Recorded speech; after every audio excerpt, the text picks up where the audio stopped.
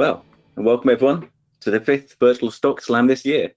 It's an absolute pleasure to be back again after our last event in June, and I'm happy to see so many of you looking tanned and relaxed. But now, of course, it's time to get back to work. We have an excellent lineup of speakers and companies with some familiar names pitching again, along with some new faces. And this is always very exciting for us, as we want to encourage investors to get involved with the slam. Now, before we get into it, there's just a few things to cover. Now, Alec McBride has kindly updated me with the performances of the picks from the last 4 slams. The total portfolio of 40 holdings now is currently up 15.2%, which is a big improvement from the position in June. Individually, there's a huge winner, and that's Tech Capital, an outstanding 186% rise, which far outstrips any other share that's been presented so far. Still, Renault, which has been in top place so far, is still in good shape, 63% up, while Cakebox is 51% up. These are great numbers, and I do rather wish I owned at least one of these companies. At the bottom of the table, Theresa, Micro Focus, and Caledonia Mining, they're all out of favour and down around 20%. PGM miners just aren't flavour of the month at the moment, but I remain confident they'll come back, perhaps as the automotive industry starts to get back into gear. Still, with 4 slams in the bag, it's interesting to note the performances for each of the portfolios. The February one is up a nice 22.9%, April is up 18.5%, May 10.3%, and June 9.6%. These are really great numbers, considering that there's no particular restriction on the shares that are being presented here. These are all the picks that people are interested in. So for those of you who are new to the slam, I'll just quickly explain how it all works. Each presenter has 3 minutes to pitch their idea, which goes by very quickly. And then we now have another 3 minutes for questions from the audience, and Tamzin will explain how this works in a moment. After that, I'll introduce the next speaker, and we'll do it all over again. And all in all, the slam should be done and dusted in about an hour, maybe a little bit more. One thing I'd like to also mention is that everyone presenting here is doing so for themselves in a personal capacity. This means we're not giving share tips or advice to anyone. These are just ideas that we like to share. And to avoid any doubt, you should assume that presenters hold the shares they're pitching and are talking their own book, because I know that I am, at least tonight. Now, you don't have to worry about missing anything, because PIWORLD are recording the slam, and the video of the event will be up by the weekend. We're also running a Discord channel along with the slam, and the invitation, you should be able to see that in the chat window, and everyone is welcome to comment while watching. And finally, I'm just like to thank PIWORLD and Stockopedia for their assistance in getting these slams off the ground. It wouldn't happen without them, and I certainly wouldn't want to do it all myself. So my share tonight will be Robert Walters, which has a ticker of RWA. Now, this is a mid-cap global recruiter with a 97 stock rank, driven by high-quality momentum ratings. Up until a few years ago, the group had grown consistently coming out of the financial crisis. In fact, I even bought some shares in 2017. It was a very well-run business, and the founder was still at the helm with a decent stake, which he maintains even now. However, 2019 wasn't kind to the company as it went off the boil and earnings started to drop. Headwinds had emerged with Brexit, the US-China trade tariff standoff, and Hong Kong protests all hitting sentiment. So as a result, I sold out and pretty much forgot about the company. Now, obviously, last year was a bit of a write-off for clear reasons, and recruitment dropped off a cliff. And this is one of the problems with recruiters. They really have no forward visibility of revenues. On the other hand, they operate a very flexible model and are able to cut costs and headcount very quickly when markets turn sour. And in addition, they're often the first to recover from a downturn, which may explain why the shares are already up 50% this year on hopes of this economic recovery. The question, really for me, is whether there is more to go with the share price and whether the company can get back to the peak earnings level seen in 2018. This is not as straightforward, because global economic conditions were very favourable a few years back. Yet, as the directors note, a global war for talent is underway, driven by acute shortages of professionals across almost all disciplines. And these shortages are uniquely acute due to restrictions on talent mobility caused by the pandemic, i.e. people just can't move country. There is also significant wage inflation emerging across a number of markets as these organisations who want to recruit battle to attract and retain key talent. So as a result, activity levels are high across permanent and interim recruitment. That's typical during periods when confidence is growing. This suggests that the bounce back has only just got going, and yet the share price is below where it stood in April and far below the peak hit in July after several positive trading statements. The problem is that a weak summer market ran straight into a cautious half-year outlook, followed by a couple of large director sales. And yet, the results weren't all that negative. Recruitment activity levels accelerated markedly through the first half, and all of the group's regions delivered significant increases in both net fee income and operating profit during the second quarter. And geographically, Asia Pacific had been a standout, increasing by 15% year on year. And Asia Pacific is now 45% of the group's net fee income. The group has a strong balance sheet with net cash of 122 million. And also, group headcount is down 13% year on year and now stands at 3,230, which has contributed an 8% decrease in expenses. However, the trend is now reversing, with the company hoping to add another 200 heads in half two, which is very positive. So my thesis is that the tide has really turned, as demonstrated by the 4 very strong trading updates in a row, and that the shares will soon break out of their consolidation range. If they can break out above 750p, which is a 10% rise, then the next resistance is 800p, and that's the all-time high hit in 2018. After that, the sky's the limit. Maybe that's why I took out my initial position just yesterday. Thank you. And now I'm going to take questions. Great, thanks, Damian. And the first and only question so far is why Robert Walters rather than Hayes? That's a good question. I haven't actually looked at Hayes. I mean, I do have a holding in Staffline as well, and that was a badly run company for a while, which has bounced back very well this year and is looking to do very well. And Robert Walters, because I'd held before, I had some familiarity with it. I knew the markets that it was involved in, which are pretty global.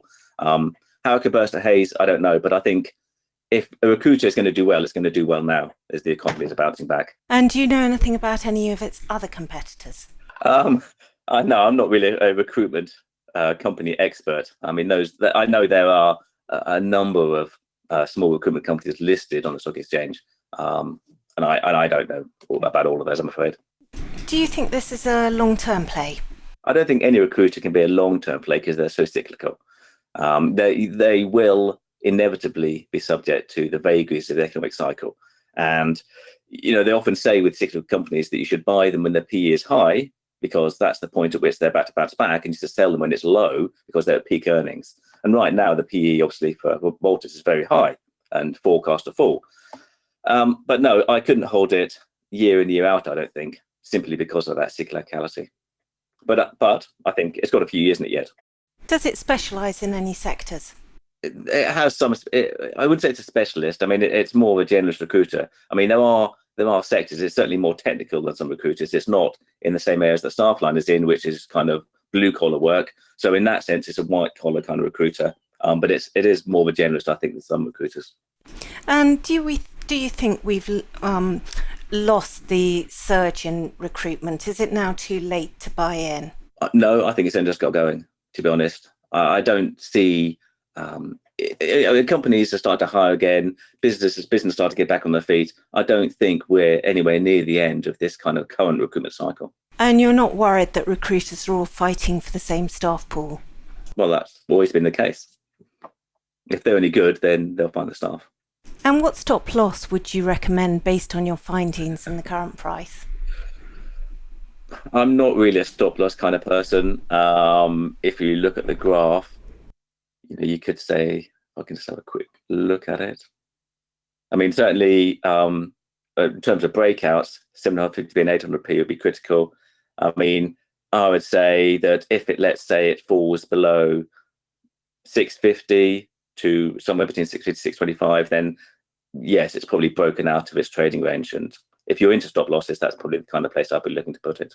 Brilliant. Thank you very much, Damian. I'm afraid we're out of time. It always happens, Tamzin. And now, hold on to your hats. Tamzin herself is going to be presenting Argentex. So take it away, Tamzin. Thank you, Damian. Argentex, AGFX, foreign exchange services to institutions, corporates and high net worths. They target transactions of over £1 million and they compete with the banks by providing a better service. Their market cap is 110 million and Numis forecast revenue for full year 22 is up 32% and for full year 23 up 28%. They have a 5-year CAGR of 39.6% and gearing. Pre-tax profit and earnings per share for the full year 22 is around plus 55% and for the full year 23 around plus 37%. This gives a forward PE of 12 for full year 22 and a PE of just 8.7 for full year 23 with a PEG of 0.4. This compares to Alpha FX, which is on a PE of 34.7 and a PEG of 1.6. Their operating margin is 26.3% due to investment. Historically, it's been up to 40%, and it's possible they could get back there. The return on capital employed is 21%, and they pay a dividend. They're cash generative, although due to investment haven't been this year. The share price is suppressed, and they warned, and there's been an overhang. So what's happened, and how will they hit targets? So on the 31st of March 20, that was their year end, and there was lots of volatility, lots of FX transactions, which stole from half 121. Then there was COVID client reticence in half 121. They couldn't recruit until September 20. Now salespeople drive the revenues, and these are now delivering. A new high quality cohorts are now onboarding as well. Half 221, we saw higher volumes from increasing numbers of corporates and 665 new clients onboarded. We expect the tenor of forward contracts to increase, and that's better margins. The Amsterdam office is growing, and it'll be a route into Europe with approval expected December 21. Australia is hoped to be trading by the year end. They have had 3 profit warnings, but there were mitigating circumstances. And there was a hit with Carle, the co-founder, getting COVID-19, then long COVID, and he left, and he wanted out, and he created an overhang. The management, Amati Global, Gresham House, and Pacific Investments all increased their significant holdings by buying in at this. The investment costs will suppress margins in the short term, but after 3 disappointments, we hope forecasts will be robust. With cash on the balance sheet at 38.4 million, it's low risk and a 2% divvy. And Numis's target price is 156, so that's 60% upside. The overhang on top of the warning has dogged the sale price. So from March to June, they traded at about 120 to 130. So retracing to there, you get 25% upside. The share price is so low, the risk reward looks really good for a high quality company. There is a question here saying a large director sale in August. Hopefully I've covered that. That was Carle, co-founder, who left because of illness, and he wanted to get out. And the other management bought his share, and large institutions, including Amati, Gresham House and Pacific, all took up his allocation, increasing their significant holdings. So I think that's pretty positive. Is AGFX a commodity business? There's lots of options for customers. Surely it's price driven. How do they stand out? They're very much on service. You know, they're competing with the banks. The banks don't really run it as a service, whereas they're trying to offer advice, build a relationship, and have a service. Yes, the price is important, but it's the service that they're driving. Does our Gentex come across as a bit of a sly scheme? They give their sales staff huge onboarding client commissions for the perpetuity of the client. It comes across as a fundamentally poor quality business. Do I disagree? Yes, it takes quite a long time to build up the relationship with these clients. The salespeople don't actually start to earn commission, certainly for the first year. And then it gets greater and greater as they build their relationships and they build their network. But that's how sales work. So I don't think it's sly. Stockopedia figures are very poor, yes, because they've warned 3 times, and so it doesn't look very good. But compare it to Alpha FX, and it's outstandingly good value. And if they hit the forecast, I think that the Stockopedia for ranking will completely transform. Oh, I haven't been keeping an eye on time. That's what happens when.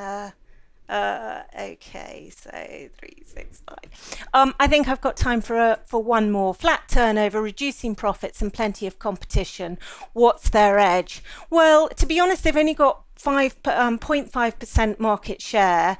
They're a very ambitious team, and I just think you've got to believe in them. Why do Alpha FX do well? There's an awful lot of business to take from the banks, and that's their main pool that they're swimming in, and therefore if they provide a better service, they will get more business. And I think, Damian, back to you, because I obviously can't multitask and run a clock as well as running my own questions, but hopefully I did an okay job. You did a fantastic job, Tamzin. I'm highly impressed. Multitasking as ever. I have to say, actually, a few years ago, it seemed that Argentex and Alpha FX were companies doing the same thing. And up to a year ago, actually, their share prices pretty much moved in tandem. And obviously, since then, their fortunes have diverged massively with Alpha FX steaming ahead. And luckily, I bought Alpha FX, not Argentex. But I can see, I might switch some funds into Argentex, given it does look pretty dirt cheap.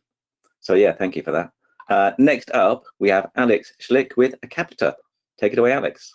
Hi there. So, my stock is Capita, which is an outsourcing company. It basically provides outsourced services, things like training, invoicing, payroll to governments, local authorities, and private companies, and recently reorganized into two business segments, one focusing on the public sector and one focusing on private enterprises.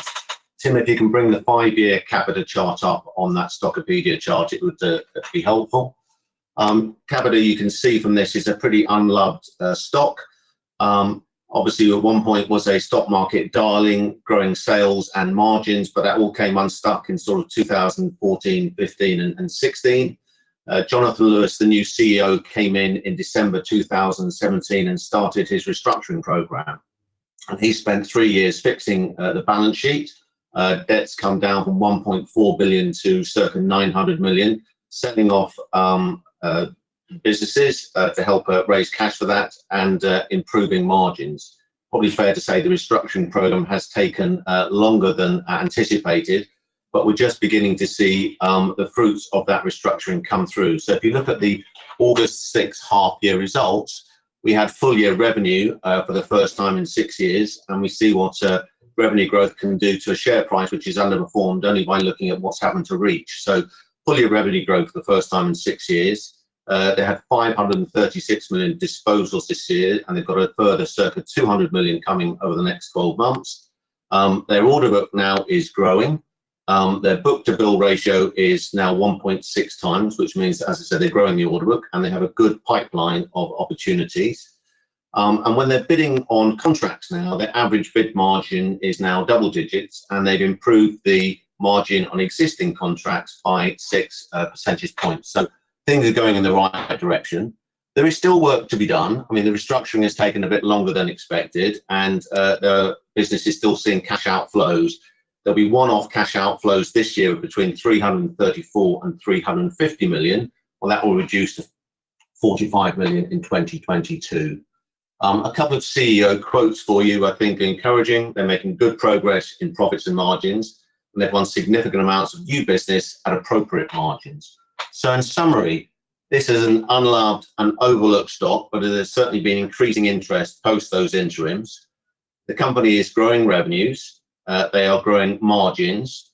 They're showing increasing profitability. They've got a high order book and a strong pipeline.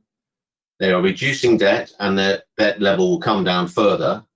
And it's on, I would suggest, a lowly valuation on EV to sales of 0.5 and a PE of 7.7 times. So that's a quick summary of Capita, and now happy to take any questions. Thank you, Alex. And how long do you think it'll take for them to shake off their poor reputation? Well, I think it could be argued that it's taken them 3 or 4 years since Jonathan Lewis, came on board in 2017. And you can see that in the share price, which has continued to fall. Probably over the last 12, 18 months, there's been a sort of a base around the sort of 35 to 50p level. And there's, I think, increasing confidence that the restructuring and the cost savings and the disposals that Jonathan Lewis has put through with his team are beginning to take effect. So I would suggest that actually the reputation is beginning to improve as we speak, and certainly since the 6th of August when they published their half-year results, which I said showed that increase in sales for the first time in 6 years. I think that got a lot of people looking at this stock for the first time and showing an interest in it. The Stockopedia Z-score looks worrying. Should the 925 million net debt be a concern? Well, net debt, including IFRS 16 lease liabilities, was as high as 1.4 billion back in 2018. Now, over the past 3 years, they've been slowly reducing debt by making disposals, and they've got circa 200 million further disposals to come through. But if you look underneath that 900 million of net debt now, only 400 million is actually cash debt, and the rest of it is, as I said, IFRS 16 lease liability. So it's come down, and it's likely to come down further.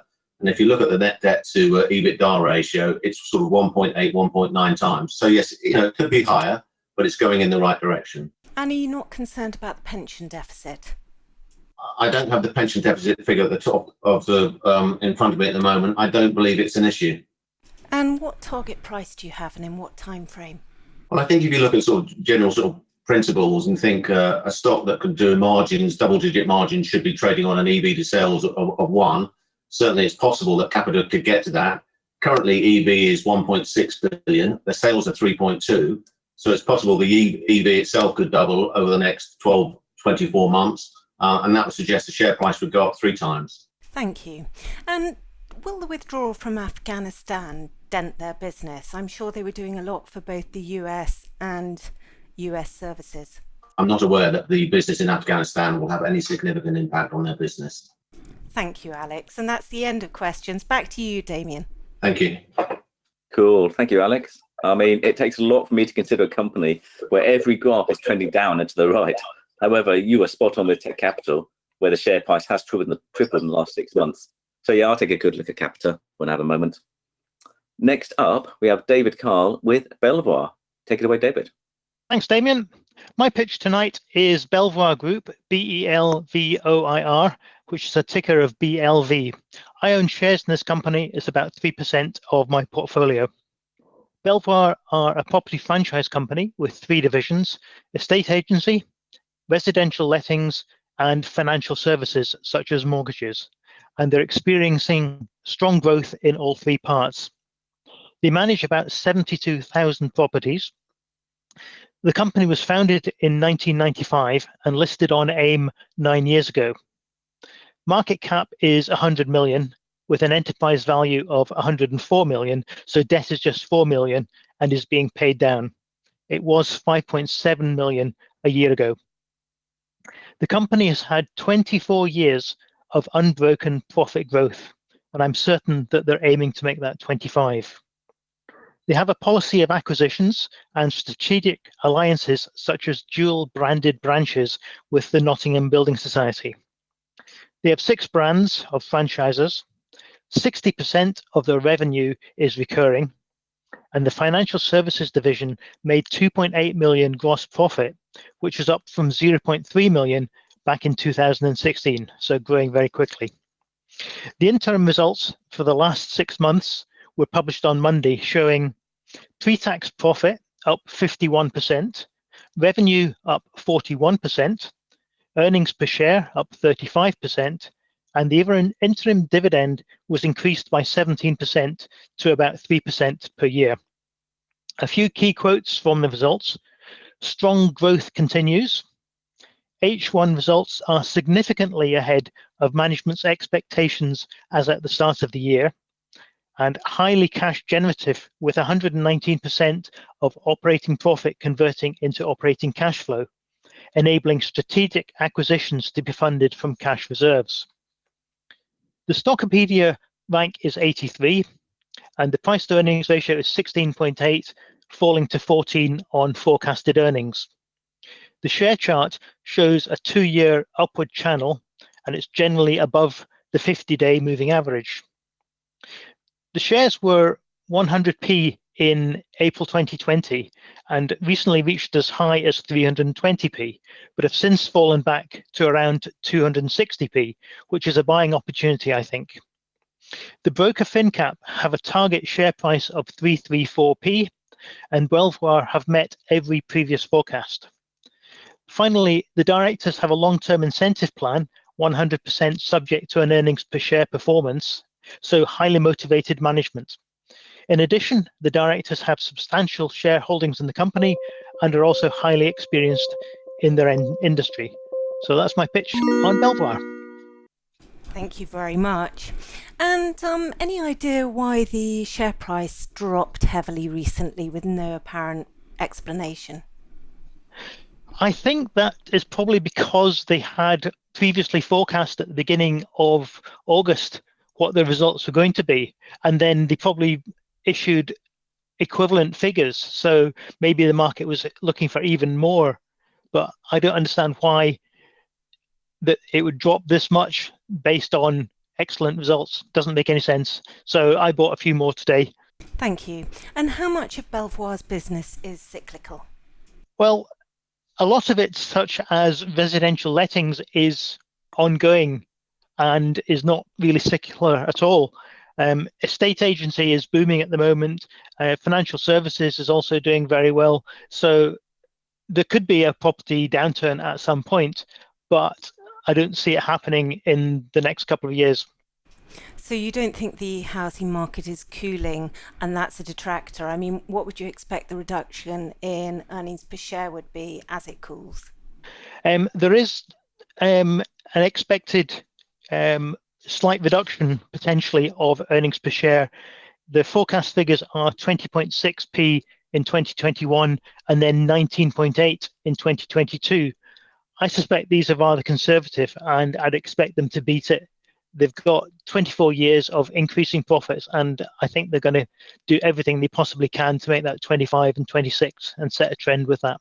And you're not worried that the loss of the stamp duty relief will impair their ability to earn those high revenues? I think the stamp duty holiday has been a short-term boost for them and anyone else in that industry, but it was never expected to be a permanent feature. So it's really brought some figures forward a bit, but overall, I don't think it's going to have a big impact. And there's been some frequent director sales, and the last director buy was back in 2019. Why do you think this is? I think this is largely directors selling when they have options in the company, which is part of their remuneration package. So I don't think there's any case of them selling down because they don't have confidence in the company. And where would you be looking to place your stop loss on Belvoir? I'm looking at this as kind of a 2-year holding, and I'm not really worried about having a stop loss.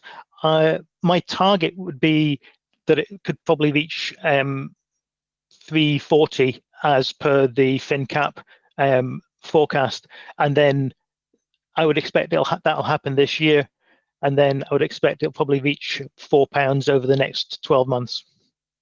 So I'd only be, instead of a stop loss, I would only really consider if they issued profit warnings. Thank you, David. And back to you, Damian. Brilliant. Thank you, David. This is one of my largest holdings, so I'm kind of happy to see Belvoir cover tonight. There's no doubt the management here are excellent and their franchise business model is extremely effective. And significantly, they have benefited from the strong housing market, but lettings remain their core business. Whereas, as I know people who ask questions about the cooling sales market, well, that will help temper some of the impact. And coming up next is 20s trader with AB Dynamics. Take it away. Afternoon, everyone. So my pick this week is AB Dynamics, which I believe is a quality on a dip scenario. So to give the background, AB Dynamics sells products and services to the automotive R&D departments for the purposes of vehicle testing. Automotive customers include Tesla, Volvo, VW, and many more.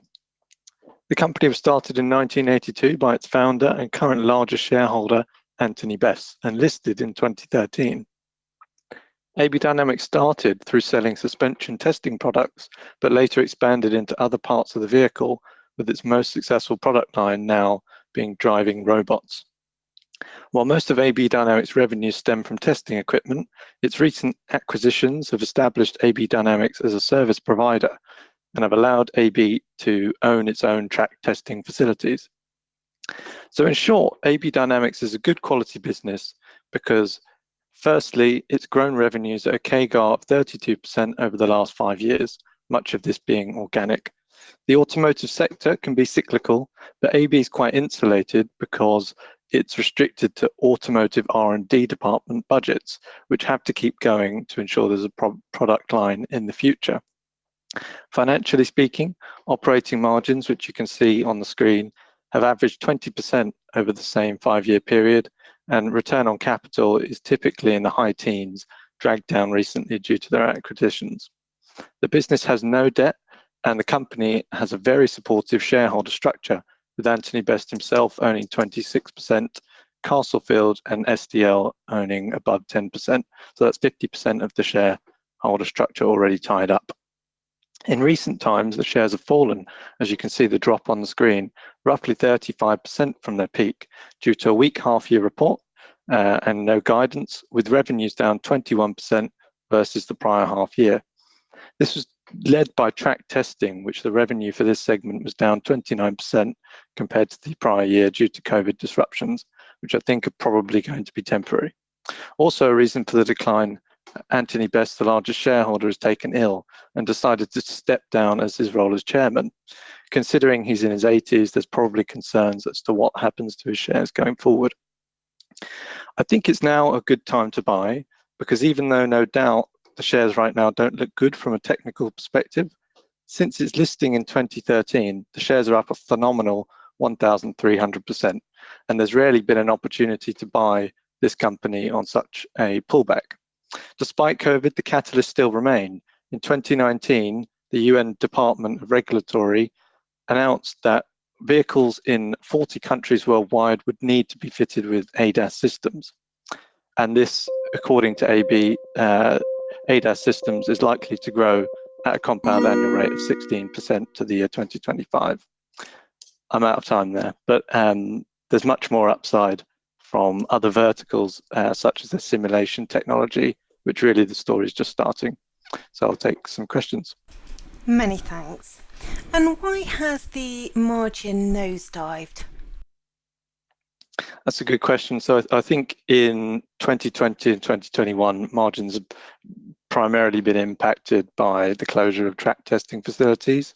So AB's chosen to carry on investing and carry on, with their capital infrastructure and not wind up business units. So you've still got that capital base, but just less revenue, less top line has resulted in lower margins. And what do you see the catalyst for the price to reverse, considering car production headwinds? Yeah, so I think there's two bits. There's kind of catalysts in terms of news flow, which I guess, the full year report comes out in November. So, that could be a potential catalyst. Acquisitions that AB are planning, they've got a lot of cash on the balance sheet. So they're probably going to look to do small acquisitions over the time, which are typically bolt-on style. So that could be a catalyst too. But in terms of the overall sort of underlying market for automotive vehicles, as I said earlier, production might be slower now, but R&D has to carry on at an ever-increasing pace, especially when you've got electric vehicles, autonomous vehicles, and lots of changes occurring in the industry that manufacturers need to keep up with. Why do you think it's worth its PE? Because based on forecasts of current and 2021, the PE is over 40, which seems a bit excessive with its track record over recent time.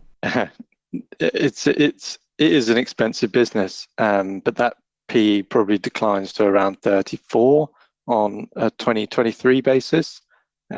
So I think part of it, lies in the share ownership structure. There's not a lot of liquidity, but as I said, 50% of the shares are held by, 3 investors essentially, and one being, a family founder himself. So there's not a lot of shares out there on the market. In order for an institutional investor to step in, I think in 2019, Anthony Best himself had to sell down the holdings slightly to provide liquidity for that institutional investor to come on board. So I think when you're looking at this sort of situation, it's a rare situation where you've got a share that's very tightly held and there's not a lot of selling pressure because of that ownership, which is quite a long-term view. So I think the shares are in demand because of that, and the price is high. Are there any competitors, very quickly? Not that I know of. I know AB dubs itself as a leading specialist, so I assume there are competitors globally. I think, competition can stem from the track testing services themselves. I know in England we have Thatcham, which are a big sort of testing provider, and so they're a somewhat competitor because whilst they still use AB's products, they might be able to provide the services that AB uses as well. So I think there's a lot of overlap there, but I don't see one particular competitor. Tremendous. Thank you very much. And back to you, Damian. Awesome. Thanks, James. This is one of those founder-led, high-quality companies that I've always wanted to own for a long time. But like many people, I couldn't get past the PE ratio quadrupling from 14 to 56, despite the steady earnings growth. However, the trend has gone to reverse lately, so maybe I'll get my chance to join AB Dynamics on the road to recovery. And now we have Mark Simpson, who's going to talk about Base Resources. Take it away, Mark. Thanks, Damian. So Base Resources is listed on AIM and the ASX under the ticker BSE. It produces heavy mineral sands, and you've probably never heard of these. They're sources of titanium dioxide, and they're called ilmenite, rutile, and zircon as the main ones. And they're in almost everything. They provide the whiteness in paints on your walls. They're in the tiles in your bathroom. They're in most plastics. Checked my toothpaste this morning, and even that has titanium dioxide in it. So since it's widely used, demand is largely correlated to global economic growth, and that's been rising over the last few years. However, supply has been low due to lack of investment in new mines and issues globally. And this means that high demand and low supply means that the price for heavy mineral sands has gone up a lot and should remain elevated for years, since it takes years to build a mine. Base has an operating mine in Kenya, and a world-class development mine in terms of volume and grade in Madagascar that's called Toliara. The mine in Kenya is an absolute cash machine at the moment. They generated $40 million of free cash flow last year based on increased prices and increased production. I reckon the Kenya mine will produce $100 million of free cash flow this year. The original plan was that all this cash would go to a new project called Toliara, which has an NPV of over $700 million. And this is a 280 million market cap company, by the way. Unfortunately, this development was put on hold by the government of Madagascar. But the good news is, while they wait for this to be continued, the company's paying out all their excess cash as dividends. So for fiscal year 21, they're paying a 22% dividend on the current price. And if you hold on Friday, this is Australian dividend things, so Friday rather than Thursday, you get a 12% payout from the current final dividend. It'll go ex-dividend then. If they pay all that free cash flow next year, you'll get something like a 35% dividend yield. One of the issues is there's a short life of mine in Kenya. Hence that it doesn't look very profitable due to the income statement, depreciation in the income statement. But I'm very confident that they will extend this mine life with high profitability. Before ESG was trendy, they always did the right thing. This is a phenomenal safety record. They remediate better than they were before with higher biodiversity. They've got local employees, champion women in mining, support communities. They're just great ESG company. And it's the same management team that are going to develop Toliara. It'll be funded through debt and maybe a joint venture with customers who are really keen to get their hands on these heavy mineral sands. And if this doesn't go ahead, you'll pretty much get your own money back in dividends in the next few years anyway. Tremendous, many thanks. So what's the current mine lifespan? So it should go out to mid-2024, assuming they don't find additional resources that are economic to mine. And what's your target price for it?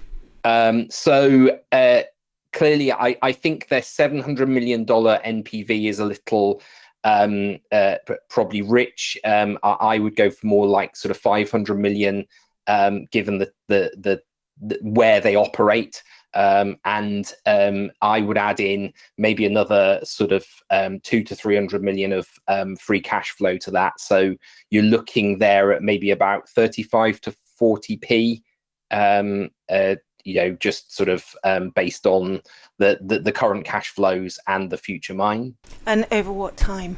Well, as long as it takes for the market to recognise that this is there. So you get your money back in dividends if you hold over the next couple of years, and if Toliara goes ahead, I would expect the share price to respond to that. But who knows with this market? Thank you. And have they a plan B to Madagascar, Kenya? Are there any more land holdings? No, they don't have any other projects. I think they certainly have exploration license in Kenya, so that will be extended. It would be higher than usually if they don't find economic resources in Kenya with those explo licenses. Realistically, I think there's a sort of 80 to 90% chance that Toliara goes ahead. The World Bank's involved. This is absolutely key for Madagascar.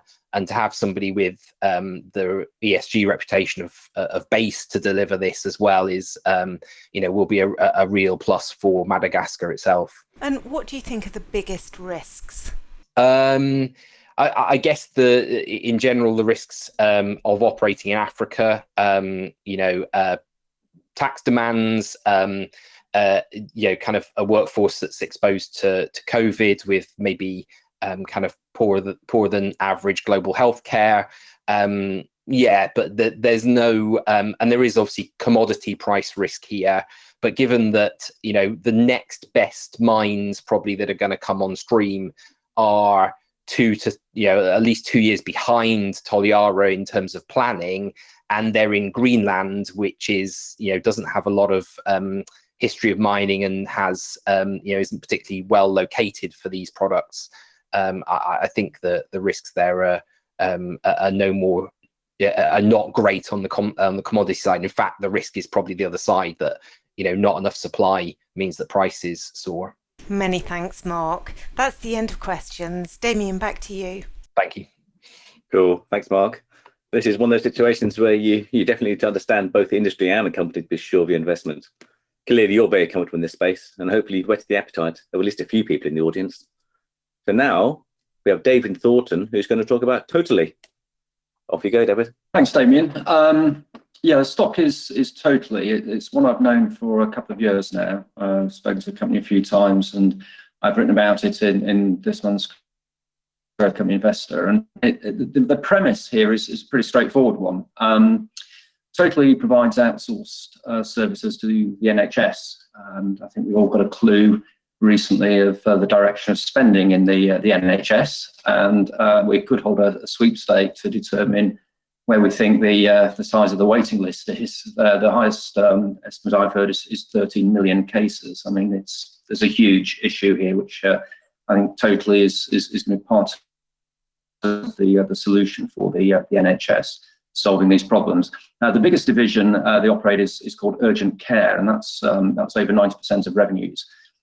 This does a couple of things. It provides the 111 service as well as GP out-of-hours services, and that side obviously has been booming during lockdowns and COVID-19. It also provides urgent care centres. Now these can be co-located within A&E departments, and they can be standalone centres. They're basically walk-in centres where people who've got an urgent problem can go and be assessed. It's a sort of triage to weed out cases which genuinely are emergencies, and those which can be dealt with separately from going in an A&E department. And they have a lot of contracts for those, and that side of the business grew significantly when the company acquired a business called Greenbrook in 2019, and that really scaled the whole organisation up and provided them with a critical mass in that urgent care business. The other two smaller divisions, one is planned care, which provides outpatient services, but the other one is, I think, a lot more interesting, which is insourcing. And this is going to be a great way of helping the NHS deal with the waiting list issue. Insourcing is totally providing their staff to go in and use what would be otherwise idle NHS facilities, operating theatres and so on during weekends, out of hours, with the enormous backlog in elective surgery. And I think that could be a really significant part of growth for them going forward. Management know the NHS, know the way around there very well. The CEO, Wendy Lawrence, worked in it for 23 years, started off as an ambulance woman. There's also another, I think, positive development, which is the Integrated Care White Paper, which was announced earlier this year. And that should help speed up the whole commissioning process, the contracting process, and that should help totally move forward on the pipeline of contracts much more quickly. It's cash generative business, 15 million net cash in the context of a 65 million market cap, and the PE progression goes 20 times, 15 times, 10 times. So I think with that momentum, the stock should do very well over the next couple of years. Thank you. David, many thanks indeed. There have been no direct purchases or purchases by institutions recently. Why is that? It's a small company, Tamzin. I mean, it's 65 million market cap. The shareholder register is a pretty good one for such a small company. Fleming, Premier Miton, Threadneedle and Lion Trust. That's a pretty good register. And also, as a private investor called Richard Sneller, who's got a big stake in it, who also invests in one or two other quite interesting smaller companies and is quite a canny individual. So, I can't speak for management, but I think the register is a very good one for a micro cap. Thank you. And two questions on the low gross margin. They look paper thin based on the last 5-year figures. Is growth eating cash, and does that low margin concern you? No, it's very cash generative. I mean, there's a sort of body shop element to it, like a staffing company in a way. So because obviously you've got a big pass through of revenue into wages for the staff that you're using to provide these services. So I think that explains it. The urgent care business is about an 18% gross margin, but the insourcing is higher. That's nearer 30% gross. Again, still low, which reflects the staffing costs. But the key point is that the businesses, these are service businesses, and it is cash generative, and it's got a very strong cash position. Thank you. And might bigger NHS budgets attract more competition and more competitive tenders? And who are the competitors? I think. Well, I mean, there are plenty of companies who are providing services, healthcare services, both to the private sector, but also I think to the NHS. I don't think competition is an issue at all. I mean, the demand is so huge and increasing.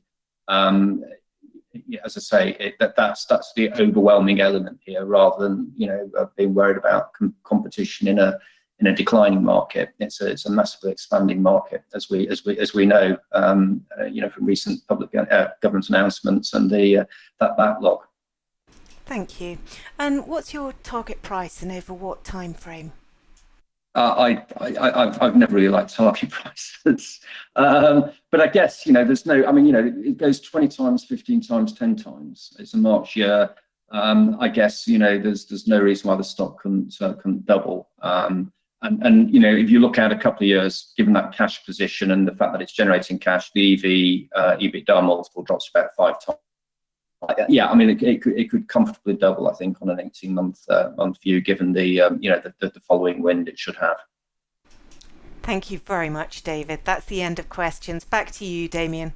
Thanks, David. I mean, one thing I admire about you is that you really put in the legwork when it comes to company analysis. I mean, Total is a great example, since on the face of it, the business has taken many years to scale with the share price going nowhere.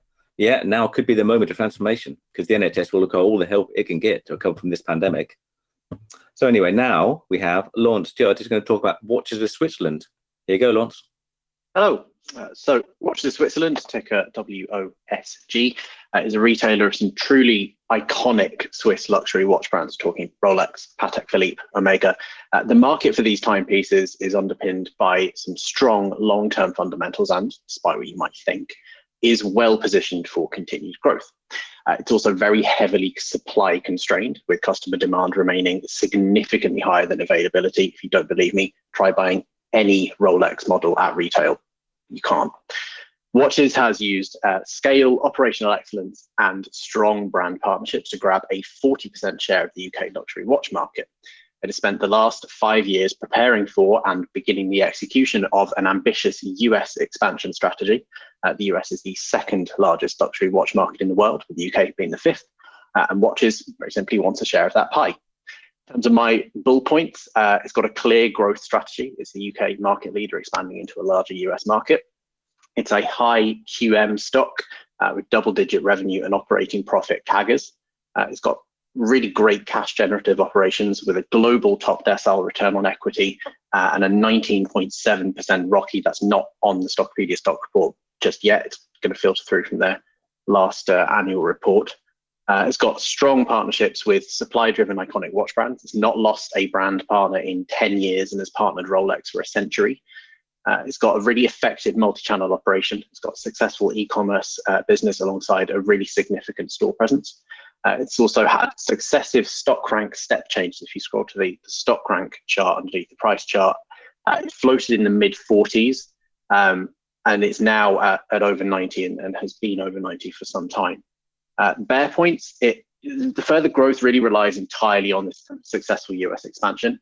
It has allocated cash for acquisitions in the US and the EU over the next few years and expects US revenues to grow at 25 to 30% a year for the next 5 years. The relative lack of bargaining power with premium watch suppliers, they set the prices. Tough competition and grey market selling is also a bit of a bear point there. It listed at 2019 at around 300p per share and has now more than tripled to over 1000p. It is a bit on the expensive side. Forecast P is 29 and a value rank of 33. But its strong quality and momentum does mean that it has all the classic hallmarks of a high flyer. I believe it could comfortably go beyond 1200p per share within 2 years if it continues to deliver on targets and investors remain willing to pay up for the quality of the business on offer. Its most recent trading update showed no sign of slowing momentum, with Q1 revenues up nearly 100% year on year compared to Q1 2021. US revenues, if you look at just the US, paint a very similar picture. Exceeding the stated earnings expectations. With the global luxury watch market showing no signs of slowing down, I believe that we could see watches tick steadily upwards for years to come. Excuse the pun. Tremendous, thank you very much. Can you give us the split between bricks shop and e-commerce sales?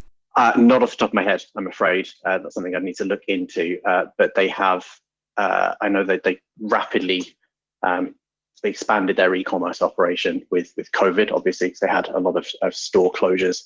Off the top of my head, I do know that they have roughly a 50% share of the UK online luxury watch market as well. So they've done pretty well in that regard. And again, I can't give you the exact split, but throughout COVID, revenues and profits still continued to grow despite them shutting a huge amount of stores for a very long time. And also they had to completely shut all of their travel retail operations, which people buying luxury watches at the airports, obviously that couldn't happen at all. And that was a decent chunk of revenues there as well. So that just goes to show the strength of the online operation that they've got. And who are their competitors? Are they in China yet? I don't believe they are in China, although I could be wrong. I've not looked too closely at their competitors. I believe their main focus right now is expanding into the US. They see that as their next main target for growth. So pretty much everything's focused on that currently. And does the high debt to earnings ratio worry you? Not hugely. It did initially concern me when I looked at this, and they continue to take on a little bit of debt to fuel some of this further growth and acquisitions in the US. But the operations are incredibly cash generative, and they look to have that debt generally pretty well controlled from what I can tell. I'm by no means an expert in this, but they have seemed to reduce it over the last couple of years as well. They have fueled some of that, funneled some of that cash into reducing the debts on the balance sheet as well, which is good. And what's your target price over what time frame? Do you see this as an impulse purchase or an investment for the future? I generally see this, like the watches themselves, probably as an investment for the future rather than an impulse buy.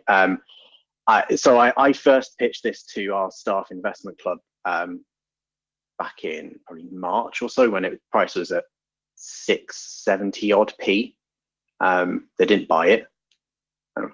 I will lord that over them. But I've said it then and I'll say it now. I think this is kind of one of those steady growers. I don't think it's going to go kind of hockey stick. But again, I do think it'll tick steadily upwards. I have one of my colleagues who bought it when I initially pitched it to the club and keeps telling me, yeah, it's up again. It continues going up. She really likes it in her portfolio because it's just there, reliable growth. Don't have to worry about it. So that's the sort of profile of share that I'm pitching, I think. In terms of actual price target, it's currently trading on a forward PE of about 29. So again, if we take that PE and the forecast earnings per share, you're looking at comfortably exceeding 1200p. And obviously that's reliant on investors continuing to buy it at that valuation. But I don't see why not. Luxury watches are expensive. Why would their retailer not be? Thanks, Lawrence. And Damian, we've reached the end of questions. Back to you. That has been an absolutely cracking performance since listing 18 months ago. And I'm regretting my decision to dismiss it as a faddish company that would struggle to exist without tourists. Clearly, the market for luxury watches and jewellery runs its own rhythm, which I don't share. I don't own a Rolex, you see, sadly. Anyway, a remarkable performance. And anyway, welcome back, Edmund. It's good to see you. And take it away with Geiger Counter. Thank you, Damian. So, Geiger Counter, what is it? I'm going to give you 9 very quick points. First point, it is a closed-end fund run by CQS and New City Asset Investment Management, and I do own it, first of all. Secondly, market cap 50 million, so it's very small, current price around 50p. What is it? Well, it is a fund that is focused on Canadian, Australian, US, and other country quoted and unquoted uranium miners. So clearly, this is not for widows and orphans. This is very high risk as an investment. Fourthly, it is one of only 2 UK-listed uranium plays listed in the UK. The other one is Yellow Cake. Yellow Cake buys physical uranium oxide, as in the pellets, and stores them, whereas Geiger Counter is the only listed company that I know of, the listed fund, that buys miners. As a result, it has operational leverage to the underlying uranium price because, again, miners tend to benefit more than from the movement in price. Now, fifthly, if we talk about the macro story, why invest in uranium? Here are the drivers for uranium. Firstly, the net zero carbon drive. If we are going to achieve a net zero carbon future, we are going to need to generate an awful lot more electricity from non-fossil fuel sources. Once you get rid of natural gas, coal, and oil, yes, you've got hydro, you've got solar, you've got wind, and maybe some biomass, but really, you are going to need more nuclear. Now, I know, I say the word nuclear, everyone thinks instantly of the bogey words such as Chernobyl, Fukushima, 3 Mile Island, but actually, today's uranium plants in general are very low risk. They're actually well managed, and the technology is well understood. So actually, when you look at the impact, again, it is one of the only net zero carbon sources of electricity generation that you can generate at scale, firstly. And secondly, if you actually look at the safety record, number of accidents and number of people who've died as a result of nuclear power accidents, it's actually tiny compared with anything to do with fossil fuels. So actually, the risks are very, very much exaggerated. Our uranium oxide price has moved up to $40 a pound. It was at $25 a pound at the beginning of 2020, so a big move already. But bear in mind that the break-even mining cost for miners is about 50. So if they are to get stuff at the ground, they are still losing money at the current price. The catalyst is a huge demand-supply imbalance. Yellow Cake and Sprott Physical Uranium Trust are 2 funds buying up physical uranium, as are uranium miners. Utilities are struggling to secure supplies, and this is driving the price up. What does GCL hold? It holds a collection of quoted companies such as NextGen Energy, UR Energy, and SPUT and ISO Energy in Canada. Basically, what do I see? I see the NAV is driven by mining exposure. I think uranium prices are going up. Mining prices have got more. If you look at the chart, there was a recent breakup to a 9-year high. For me, the next resistance level is 70 pence, and it's 50 pence today. That's it from me. Edmund, thank you. Question, if I already own Berkeley Energia, should I buy Geiger Counter, or is one uranium holding enough? Well, Berkeley Energia is obviously a single company play. It's a small, high-risk company play. The benefit I think you get with Geiger Counter, Tamzin, is clearly that it is a closed-end fund. It is more diversified. It is diversified geographically. So as I said, you have Canadian, Australian, US miners. Bear in mind that the most important area for uranium is actually Kazakhstan. So there's a huge geopolitical element I didn't even talk about. And if you don't want to buy from a former Soviet republic, as maybe the US don't want to, then you are pretty much condemned to buying from the Canadians from the production areas around the Athabasca Basin, which is where most uranium in Canada is found. So I think GCL from that point of view is an excellent diversified play. Thank you. And who are the main buyers of the material? Well, the utilities. I mean, obviously, if you think about utility plays around the world, they have a lot of nuclear plants. In the US, for instance, a considerable amount, it depends state by state, but a considerable amount is bought and used by utilities. The same in the UK. We think about EDF, for instance, constructing the new Hinkley Point nuclear plant. But of course, there are lots of existing nuclear plants that produce electricity in the UK. France is a huge buyer because, again, a huge slug of French electricity is generated by nuclear power. And of course, finally, we haven't even started talking about the growth areas. The growth demand for electricity is, of course, coming from emerging markets, notably India and China, and they are building nuclear plants very quickly to satisfy this continual growth in electricity demand from their population. And isn't there a fear of a move away from nuclear? It's possible. But I think, again, if we're serious about going to net zero carbon, there are very few technologies that can deliver net zero carbon electricity production in scale. Now, if you consider, Tamzin, they're all being coerced into buying electric vehicles. Imagine that the demand for electric vehicles goes up, right? We're going to plug these things in. They're going to take electricity. Where are the electricity going to come from? Are we going to burn coal and gas seriously for electric vehicles? It sort of defeats the object of the exercise. Why drive an electric vehicle if the electricity used comes from burning coal and gas? No, doesn't make sense. You're not going to be able to expand solar, wind, hydro, biomass quickly enough.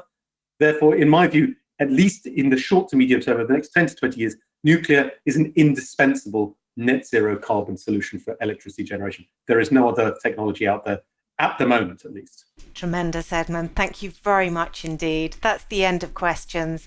Back to you, Damian. Cool. No, thank you very much, Edmund. I mean, I have high hopes of fusion in the future, but it's been a long time coming. I might mention I saw the directors of Berkeley Energia present a few years ago, and they had high hopes for their uranium mine in northern Spain, but they really struggled to get this thing off the ground. But their pitch around nuclear energy being a key plank in reducing carbon emissions still makes sense to me. So investing in a focused fund like Geiger Counter makes a lot of sense because you need less volatile exposure to this kind of sector. Anyway, our final presenter tonight will be Alan Firth, and I'm pleased to say he managed to step in at short notice to give us his presentation. So thank you, Alan. And he's going to be talking with. Away you go, Alan. Thanks, Damien.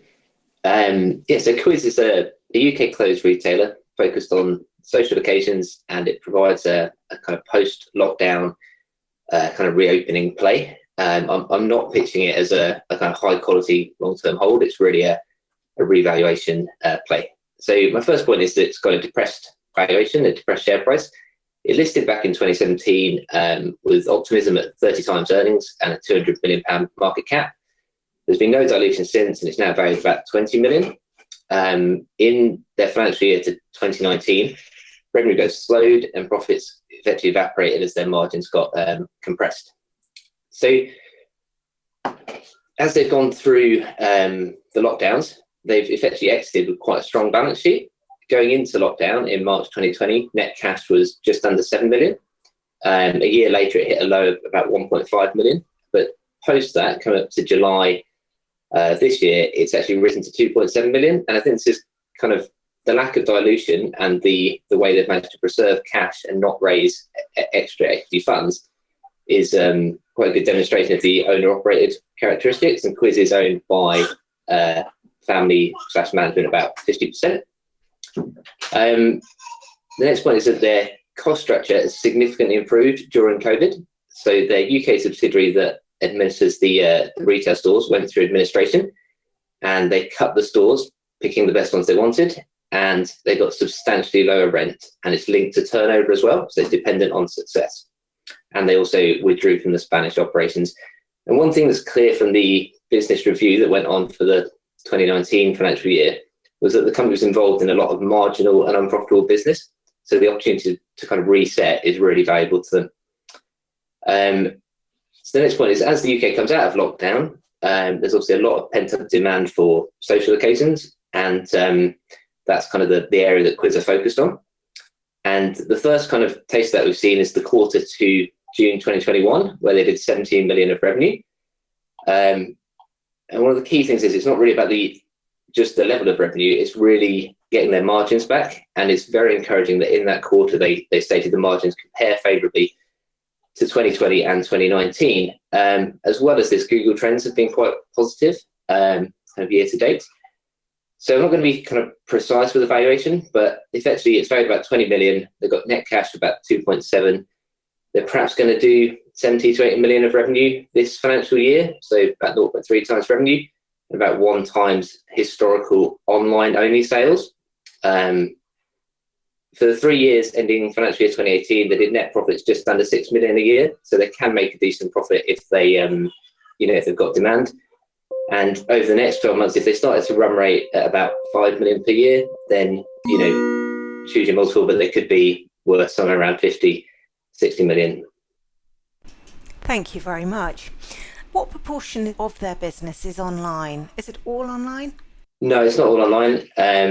So the latest quarter is 37% online, and the last financial year, which was largely coincided with lockdowns, was 54% online. So it's a 1 times online only sales, whereas a lot of the online only businesses are much higher revenue multiples. But to be fair, they've performed a lot better through lockdown and generally. And who do you see as their biggest competitors? I mean, so they're on the high street, so you've got your usual kind of high street competitors. I'm not an expert in women's clothing, but they've also got the online, kind of giants like Boohoo and ASOS and etc. I'm not saying they're a better business. It's really a point of the valuation and being very depressed at this point, and a potential to benefit from a bit of a surge coming out of lockdown. And you're not bothered about the negative sentiment around fast fashion? Not especially. They have done significant reviews regarding ESG, like production points, because that has been raised in the past. I mean, I can't speak to the kind of quality of that, but they would stand behind their production methods and what have you. And why do you favour Quiz rather than Sosandar or Boohoo? So I think they're different plays. I mean, Sosandar's on about 6 times their online revenue, whereas Quiz is on 1 times. Boohoo is probably a far better business, probably than both. But it's rated accordingly. Perhaps it's had a pullback with their recent issues, but this is really a kind of bargain basement type play. Alan, thank you very much indeed. We've run out of time for any more questions. Damian, back to you. Nice.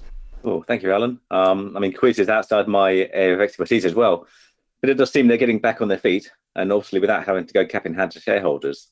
That's a remarkable achievement, given extended store closures and clothing aimed towards social events and celebrations. Hopefully we'll avoid another lockdown and Quiz will continue to recover. Now that brings us to the end of the slam, I'm afraid, and that was really a whirlwind of information. So well done if you managed to take notes on all of that. I really do hope you all enjoyed the presentations this evening. I mean, as ever, I've learned a great deal about some new companies, and I really hope you have too.